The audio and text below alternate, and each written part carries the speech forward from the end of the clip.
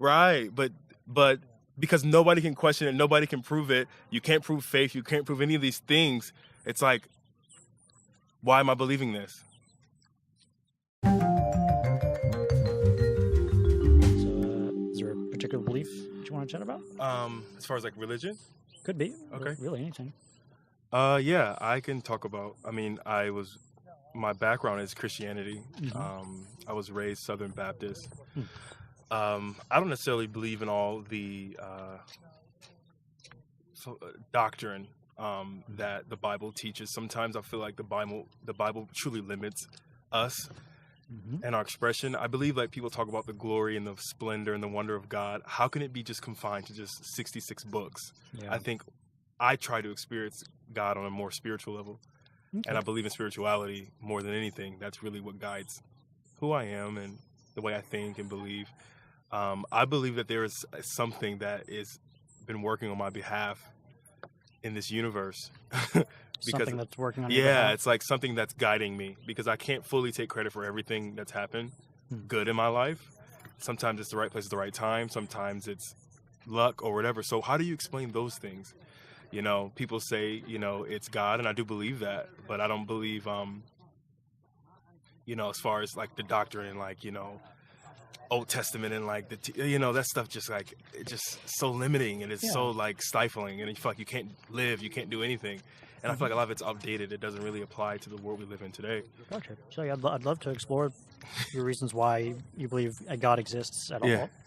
First, got to get a sense of your confidence that a God exists. Say on a scale from 1 to 10. 10 for sure. 10. Gotcha. And you mentioned before something about how to explain good things happening. Is that like the main reason why, or is there another main reason? I just look at my life and what my experience is. The things that can't be explained, the things that are not tangible, the things that are just kind of like out there, and the energies. I believe God is responsible for all of those things. It doesn't have to be good, or it could be bad too. You know, it could be like, you know, unexpected death or anything. I believe that there's something out there that's in control of all of those things.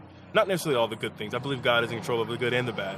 Okay, so would you say this is mostly accurate, like personal experiences that can't be explained? Yeah. Okay. And part of that is like God had something to do with these experiences? Yes. Absolutely. God had something to do with them. Yeah, I would never have something happen and be like, I'm going to take full credit for that, because the capabilities I have, that's God-given. Who I am, my substance, my essence, that's all things that's been given to me since I was a child, since before I was a child. So how do you explain even the way you are, your personality?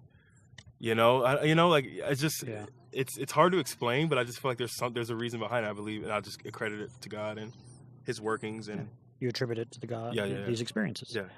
All right, and I'd love to understand how you concluded that this is true, that God had something to do with this. I mean, you know, like I said, background being in Christianity, you know, I'm not sure how we all came to be today. Like whether it's Adam and Eve and all that stuff, I just, some of that stuff just lacks factual and lacks logic, and I just don't try to get into that. I know that I'm a human being. I know that I'm a spiritual being. I know that I have capable of good and bad. I know that there's something in me that aspires a life greater than myself, as far as like my drive, my motivation, my ambition. Those things are like, where do we get those things from? Where do we get our drive and motivation? Where do we get those things that we like passion and like things that we care about? How we are, our personality, you know, us, some people being more extroverted, introverted. Like, what is those? Who gives us those things? Yeah, I didn't like select those things like, this is the kind of person I want to be. So all these questions about like how we came to be, how do we get these motivations and stuff. I'm not saying this is the case, but if someone could explain to us both that this stuff could happen without a God at all, would that change your confidence about the God existing? I would be interested to hear that. Okay. I'd be interested to hear that. Yeah. I mean, I know it's a lot of like how you were raised in your upbringing and like society kind of shapes that. But I believe in like your inner self. Your inner self? We're all every single person is very unique. Like no one's like someone before them. No one's going to be like something after them. So like, that's why I feel like we all are very authentically made and designed. So how can you explain that? Like nobody, no fingerprint, like nobody's the same. No two people are alike. Even twins are very different. Triplets are very different. So, so if there was an explanation without the God being yeah, I'd be open. You'd be open, and if you were convinced that those explanations were good, would that change your confidence about this? I don't know if it changed my confidence. It'll give me a more well-rounded point of view. I mean, I'm very strong in what I believe. I think what we believe really, like you said, guides us. That's a very strong thing. But I'm open-minded. I like to hear things. I like to understand more. I would never say I would probably not sway from what I believe, but it just gives me a different perspective. Okay. So I'm trying to understand what would change your confidence at all?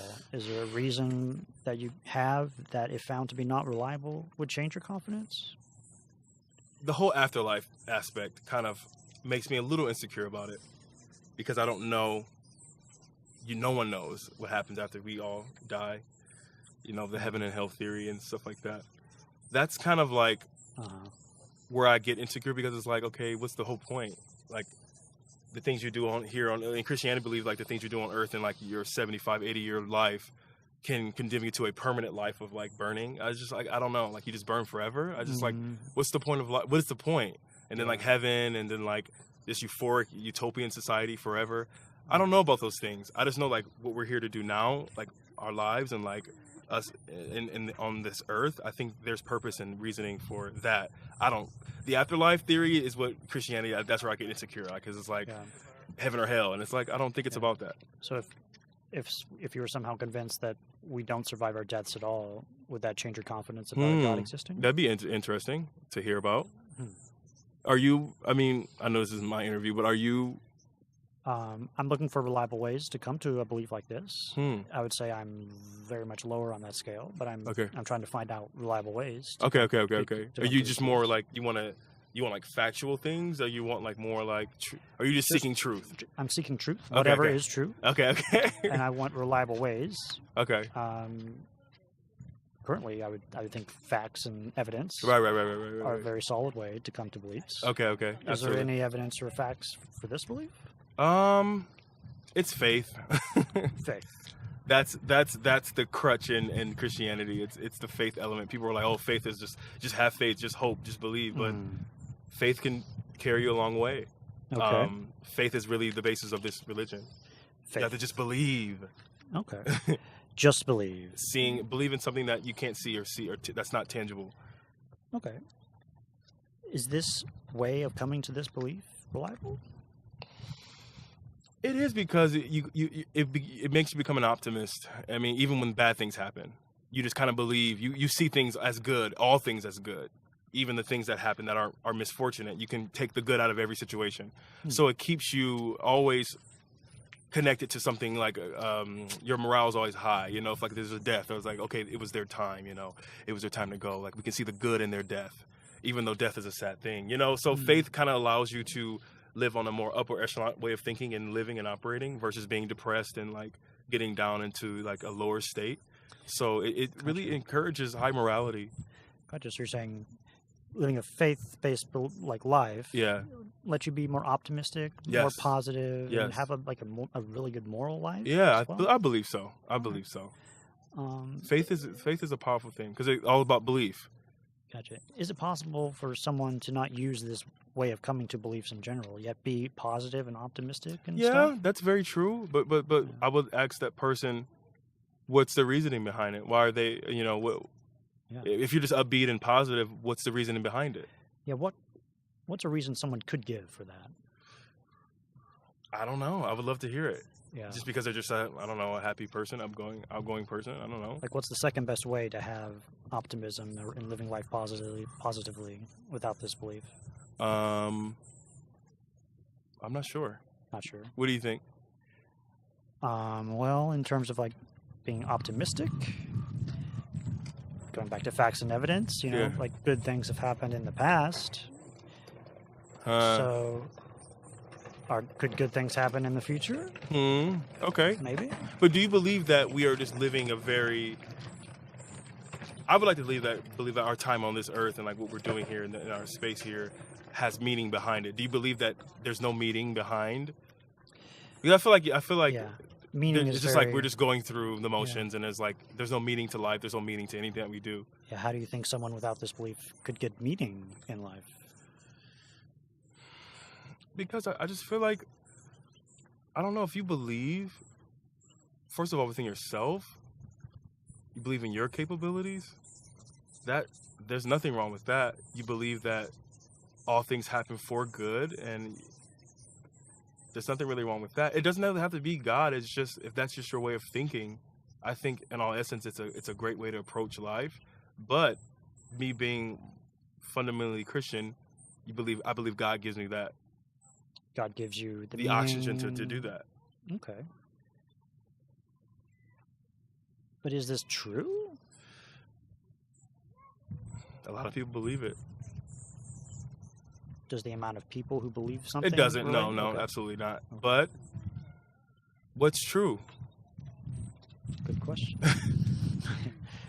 How can we come to true What is beliefs? true? That's a great, yeah. What is true? Truth is relative.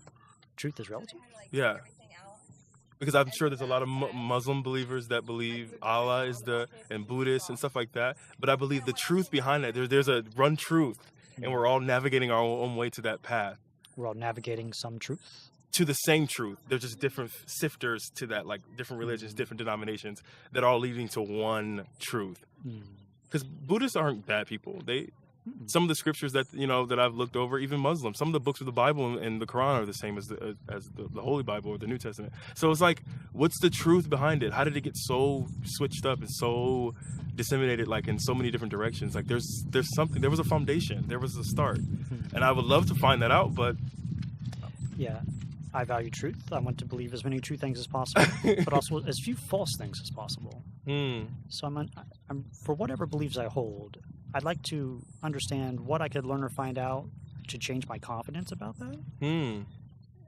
So that's how I kind of go about beliefs. Okay, so you are a truth seeker. Yeah. You look at facts. Yeah. You read. You're researching, and then the way you intake the information, that's kind of going to shape. Yeah, and if there's nothing I could learn or find out to lower my confidence about a belief, that belief seems to be at risk of being untrue. Or I'm at risk of believing something that might be untrue. So I need my beliefs to be able to be shown to be false. They need that quality. It doesn't mean they're not true, but they need to be able to be shown that they could be not true. For you to believe in it. To have confidence that, to have them, for them to have any value. So that's an interesting perspective. So you believe that. Wow, I've never ever heard that before. You believe that what you believe in, if it can be challenged as not true, that makes you feel more confident in it? Yeah, because beliefs that can't be shown to be false could be any belief. That's very deep. Yeah. Yeah. Like if you just can't. Right. Yeah. Because you can challenge and question God. That's okay. Yeah. I'm wondering, how could we know if this belief was false? I don't think there's no way to know, man. There's no way to know. So that makes you less confident in it. It makes it not valuable for me. And the benefits I get from it. Right. Yeah. That's good. Yeah. That's a good I would perspective. I would like to believe it if it's true. Right, but because nobody can question it, nobody can prove it. You can't prove faith. You can't prove any of these things. It's like, why am I believing this? You may be onto something, man. Yeah, so that's powerful stuff, man. Thanks. Yeah, it's just stuff to think about, maybe. Yeah, absolutely. Thank you for that. That's really enlightening. I never thought about it like that, because that's how people feel about Christianity and like religion in general. It's like, you can just never question, why am I just going to succumb to this religion if I don't even know if there's no factual anything about it. Like, Jesus Christ and like all this stuff, like, did he live, and like, did he really walk? Like, Noah, was that a real thing? Yeah, before I derive any benefits from a belief, I want to make sure it's true first. Yeah. Like us right now here, this is truth. This is like facts. Like, I'm here right now, I'm present. Yeah, we have ways to verify this situation, I think. Yeah, hopefully. But what you're saying is the fact that we cannot question some of our beliefs makes it hard. That is something I'm going to take with me. That's now you're shaking me up a little bit. Okay. See? Now you're shaking me up. Would you say 10 out of 10 is the most accurate spot for you to be right now? Ooh, it might have dropped a little bit. Not because I'm like, but it's I like that too. I like to think outside. I like to think about those kind of things because it does quite like, okay, I believe because I was raised and I was molded and shaped into believing this my whole life. Yeah. But what evidence do I really have? I can look at like my life as like the good things that happen, the blessings I get, quote unquote. But what evidence do I have that this person is really operating through me? Yeah. And I guess until you have some experience, you will never know. Yeah, well, stuff to think about. Thanks, Dominique. Thank you so much, man. What's your name? Reed. Reed. I'm going to check you out. What's your YouTube channel? Cordial Curiosity. Cordial Curiosity. Yeah. This is very cordial. Thanks. Lived up to the name. Thank you so much, Reed. Thank you. Good shit, man. Have a good day. You got me thinking, bro. Thank you. Thank you.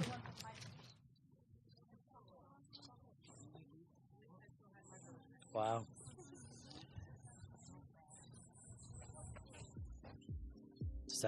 Does that beat Tia?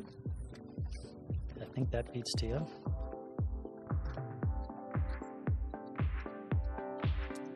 Nice. He was awesome.